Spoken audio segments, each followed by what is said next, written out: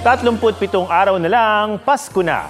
Mga patapon na gamit na napakinabangan ulit bilang Christmas displays ang ibinida sa Teresa Rizal. Repurposed for Christmas din ang inspirasyon ng Christmas tree sa Negros Occidental na gawa sa Tambucho. May report si Oscar Oida.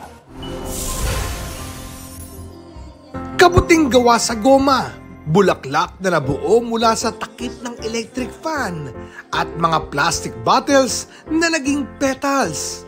Ilan lang yan sa bumuo ng Christmas display sa Teresa Rizal. Highlight ang botanical Christmas tree na tila dinapuan ng mga buhay na paru-paro. Yari yan sa buhok ng niyog at lubid. Gawa naman sa kinulayang kahoy ang bilin. Sa Sagay City, Negros Occidental, recycling at its finest ang peg ng Sagay City Police. Mahigit 200 illegal mufflers o tambucho ang ginamit para sa kanilang Christmas tree at bilin.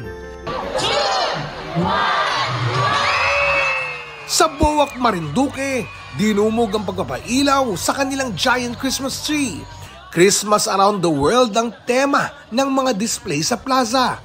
Tampok ang iconic spots ng China, Japan at iba pang bansa. Oscar Oida, nagbabalita para sa GMA Integrated News.